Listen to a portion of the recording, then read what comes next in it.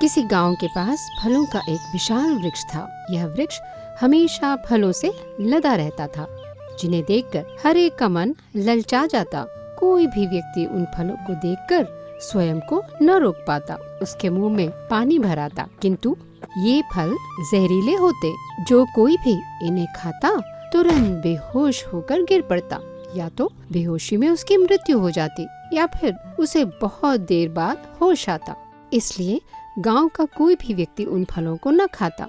फिर भी अनजाने राहगीर उन फलों के शिकार बनते रहते। उस गांव में कुछ चोर भी रहते थे। उनके पास काम तो कुछ था नहीं, राह में चलने वालों को लूटना और रात में चोरी करना ही उनका पेशा था। वे संख्या में 4 लोग थे, जिनमें एक उनका सरदार था, जिसका नाम था दुर्जन। जब उन चारों को उस पेड़ के फलों के जहरीले होने का पता लगा तो उनकी आंखों में एक जहरीली चमक आ गई। उनके सरदार दुर्जन के मन में एक बात आई। वह अपने साथियों से बोला, हमने तो अभी तक ध्यान ही नहीं दिया। ये जहरीले फल तो हमारे लिए काफी काम के हो सकते हैं। साफ साफ कहो सरकार, आप क्या कहना चाहते हैं?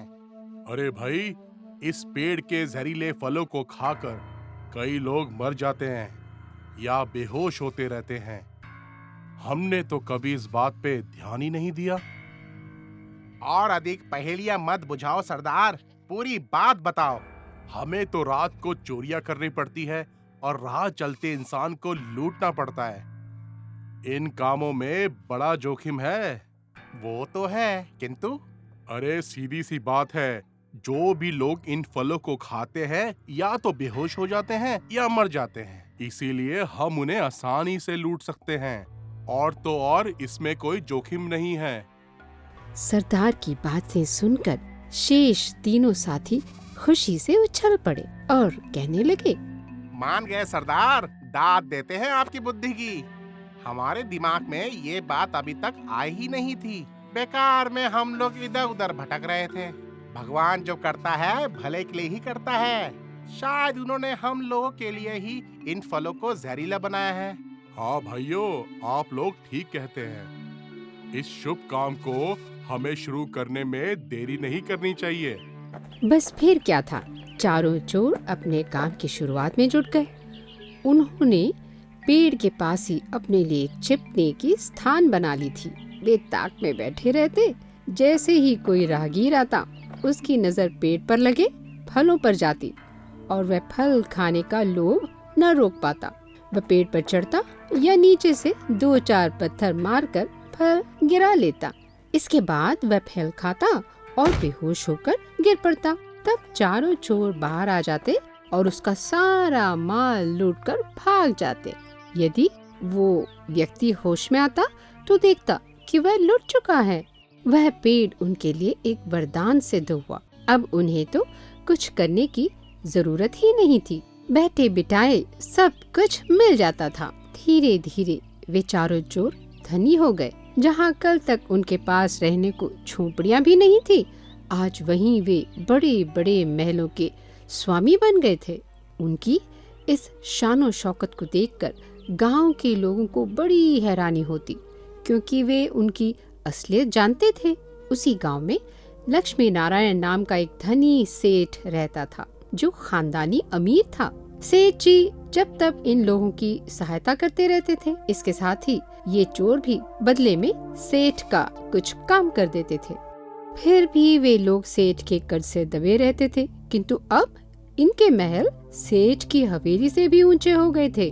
चोरों की इस उन्नति को देखकर सेठ लक्ष्मी नारायण को बड़ा आश्चर्य हुआ। सेठ जी ने एक दिन सरदार दुर्जन को मिलने की सोची। आइए सेठ जी, बैठिए। कहिए, हम आपकी क्या खिदमत कर सकते हैं? अरे खिदमत की कोई बात नहीं है, मैं तो बस तुम्हारी हवेली देखने चला आया। सब आपकी कृपा है सेठ जी। कहिए, हवेली पसंद तो आई ना? अरे भाई, पसंद क्यों नहीं आएगी? हवेली बनी ही इतनी आलीशान है कि वो किसी को भी नापसंद आ ही नहीं सकती। सेठ जी चुपचाप बैठे हुए कुछ विचार में डूबे हुए थे। किस सोच में पड़ गए सेठ जी? कुछ नहीं, बस ऐसे ही। मैं जानता हूँ सेठ जी, आप क्या सोच रहे हैं। यही ना कि हमारे पास इतना धन कहाँ से आया। हाँ भाई, सच बात तो यही है। आखिर रुक क्यों गए सेठ जी, कहिए ना। दुर्जन, कल तक तुम्हारी जो हालत थी वो किसी से छुपी तो नहीं है, पर तुमने तो सचमुच कमाल कर दिया। आखिर इतना धन कहाँ से हाथ लग गया तुम्हारे। सेठ जी, सब ईश्वर की कृपा है। वो जब देता है तो छप्पड़ फाड़ के देता है। फिर भी कुछ बताओ, आखिर कैसे देता है वो छप्पड़ फाड़ के। बात वो है सेठ जी कि हमने एक नया व्यापार शुरू किया है और इस व्यापार में सिर्फ लाभ ही लाभ है। कैसा व्यापार दुर्जन, जरा मैं भी तो सुनूं। यदि इतना अच्छा व्यापार है तो मुझे भी इसमें शामिल कर लो। नहीं, ऐसी कोई बात नहीं सेठ जी, यह व्यापार हमको ही करने दीजिए। यह आप नहीं कर पाएंगे। मैं नहीं कर पाऊंगा? आखिर क्यों, समझ में नहीं आ रहा। सेठ जी, मैं आपको ये कह रहा हूँ कि ये काम आपके योग्य नहीं है। आखिर कौन सा व्यापार करते हो तुम? मुझे क्षमा करें सेठ जी, मैं इस व्यापार के बारे में आपको कुछ नहीं बता सकता। आशा है कि आप इस विषय में जिद नहीं करेंगे। आखिर क्यों? सेठ जी, हर व्यापारी के अपने कुछ सिद्धांत होते हैं जिन्हें वे दूसरों को नहीं बताता। हम भी अपने व्यापार के सिद्धांतों से बंधे हैं। सेठ जी उन लोगों को पहले से ही जानते थे कि वे चोर हैं, इसलिए उन्हें पूरा विश्वास हो गया कि दुर्जन और उसके साथियों ने यह धन किसी गलत तरीके से कमाया है। अच्छा सेठ जी, अब आप चलिए, लेकिन बुरा मत मानिएगा, क्योंकि हमारा व्यापार ही कुछ ऐसा है कि उसके बारे में किसी को कुछ बताया नहीं जा सकता। अच्छा भैया, अच्छा। सेठ जी के जाने के बाद दुर्जन और उसके साथी खूब नशा करके झूम झूम कर नाचने और गाने लगे। उनकी यह धमाचौकड़ी देखकर उनके गांव वाले भी वहां इकट्ठे हो गए। उनके विषय में गांव वाले तरह तरह की बातें करने लगे। भैया, इनके हाथ तो हराम की कमाई लगी है, तभी तो इसे पचा नहीं पा रहे हैं। हाँ भैया, सही कह रहे हैं, धन का नशा सबको बर्बाद कर देता है। यदि कोई परिश्रम करके धनी बने तो उसे धन का नशा नहीं होता है। हाँ भैया, ठीक कहते हो। थोड़ी देर बाद गांव वाले अपने अपने घरों को लौट गए। गांव में कोई भी नहीं जानता था कि उन चोरों को यह धन कहां से मिला। चोर जहरीले फलों से धनवान बनते रहे। एक बार कुछ व्यापारियों का दल कहीं दूर से व्यापार करके लौट रहा था। व्यापारी उस पेड़ के नीचे छाया में बैठ गए। तभी उनकी नजर उस पेड़ के फलों पर पड़ी। फल देखकर उनके मुंह में पानी भर आया। वे अपने आप को नहीं रोक सके। उधर चोर मन ही मन खुश हो रहे थे कि आज उनके हाथ काफी धन लगेगा। व्यापारियों के पास सोना, चांदी, कीमती कपड़े आदि के साथ ही बहुत अच्छी नस्ल के घोड़े भी थे। चोर तरह तरह की बातें करने लगे। भैया, आज तो अच्छा माल हाथ लगने वाला है। ऐसे व्यापारियों का काफिला तो यहाँ से कभी नहीं गुजरा। अब तो हमारे पास घोड़े भी हो जाएंगे। इतने बढ़िया नस्ल के घोड़े तो आसपास किसी के पास नहीं है। अब तो हम कहीं भी जाएंगे तो वो भी घोड़े पर बैठकर। भैया, माल तगड़ा है, जरा सावधानी से काम लेना। आप चिंता मत करें सरदार, अब तो माल मिला समझो। हाँ भाई, आज हाथ मार लिया तो समझो हमारी जिंदगी संवर जाएगी। यह पेड़ तो हमारे लिए साक्षात भगवान निकला। हमें इसकी पूजा करनी चाहिए। देखो, व्यापारी फलों की ओर देख रहे हैं। लगता है कि आज इतना माल हाथ लगेगा कि जिंदगी भर काम करने की जरूरत ही नहीं पड़ेगी सरदार। उधर व्यापारी पेड़ से फल तोड़ने के विषय में बातें करने लगे। उनमें से एक आदमी पेड़ पर चढ़ गया। थोड़ी ही देर में उसने काफी फल तोड़ लिए और नीचे आया। उन्होंने फल धोए और कुछ देर तक ठंडे होने के लिए वहीं छाया में रख दिए। चोर लोग सोच रहे थे कि अभी व्यापारी फल खाएंगे, फल खाते ही बेहोश हो जाएंगे, बस फिर क्या है, उनके बेहोश होते ही हम उनके माल पर हाथ साफ कर लेंगे। वे बड़ी बेसब्री से व्यापारियों के फल खाने का इंतजार करने लगे। कुछ व्यापारी पेड़ की छाया में सो गए थे और कुछ बैठे हुए थे। कुछ देर बाद बैठे हुओं ने अपने सोए हुए साथियों को जगाया। उठो भाइयों, अब चलना भी है, कब तक सोते रहोगे? फल तो काफी अच्छे हैं भैया, चलो खाएं। उन्होंने एक एक फल हाथों में उठा लिए। जैसे ही उन्होंने फल खाने के लिए हाथ बढ़ाए, जैसे ही वे खाने लगे, एक अन्य व्यापारी घोड़े में बैठकर उनकी तरफ आ रहा था और तेजी से घोड़े में भागता हुआ उनके पास पहुंचा। नए मित्र को देखकर व्यापारी उससे बोले, आओ मित्र आओ, जल्दी से फल खाओ। इतने सुंदर फल लगे हैं इस पेड़ पर और इसकी छाया भी कितनी अच्छी है।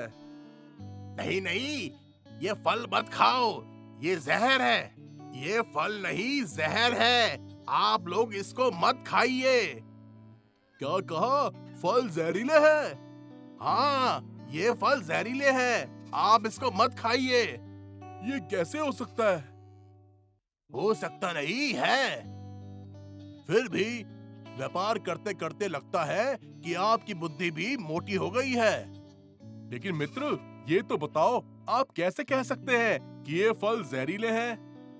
सुनिए, एक सीधी सी बात है, ये पेड़ हमेशा फलों से लदा रहता है और गांव वाले इस बात को अच्छी तरह जानते हैं। गौर करने वाली बात है। बात तो सही कह रहे हैं आप। तो क्या गांव वाले इतने मूर्ख हैं जो इन फलों को छुएंगे भी नहीं? हाँ भाई, ये बात तो सही है। यदि ये फल जहरीले नहीं होते तो गांव वाले इनको कब के खा चुके होते, किंतु वे इन्हें नहीं खाते हैं। हाँ, ऐसा तो है। इस पर तो हमारा ध्यान ही नहीं गया। यही तो दुख की बात है। आप बिना सोचे इन फलों को खाने के लिए तैयार हो गए थे। सीधी सी बात है, इस गांव में ये पेड़ है और यहाँ के गांव वाले यदि इन फलों को नहीं खा रहे हैं तो इसके पीछे कोई ना कोई कारण जरूर होगा। हाँ भाई, आप सही कह रहे हैं। तो आप ऐसी मूर्खता क्यों करने जा रहे थे? हाँ भैया, हम एक बहुत बड़ी गलती करने जा रहे थे। ऐसी गलती जिसका कोई सुधार भी नहीं हो सकता। आप लोगों से मेरी प्रार्थना है कि आप भविष्य में कोई भी काम करने से पहले उसके हर एक अच्छे बुरे पहलू को अच्छी तरह से परख ले। उस व्यापारी की बातों को सुनकर पहले से आए हुए व्यापारी बड़े प्रभावित हुए। वे मन ही मन सोच रहे थे कि आज उसी के कारण उन सबके प्राण बच गए। मित्र, आज आपने हमारे प्राण बचा लिए।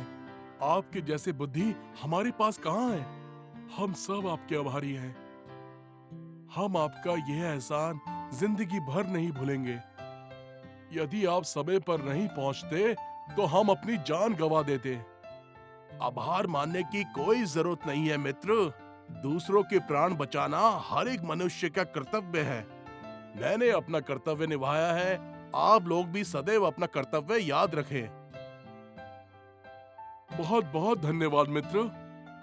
धन्यवाद कहने से काम नहीं चलेगा। ये पेड़ ना जाने कितने लोगों की जान ले चुका होगा, इसीलिए हमें इसे काट देना चाहिए। आप सही कह रहे हैं। ये पेड़ मानवता का बहुत बड़ा शत्रु है। इसे अवश्य काट देना चाहिए। इसके बाद उन सभी व्यापारियों ने मिलकर उस पेड़ को काट डाला और उसकी जड़ें भी खोद डाली। इससे उन चोरों को बड़ी निराशा हुई। उन्हें आशा नहीं थी कि उनका वृक्ष रूपी भगवान इस तरह नष्ट कर दिया जाएगा। इसीलिए तो कहते हैं, मारने वाले से बचाने वाला बड़ा होता है। इस प्रकार आने वाले समय में कई लोगों के प्राणों की रक्षा हो गई।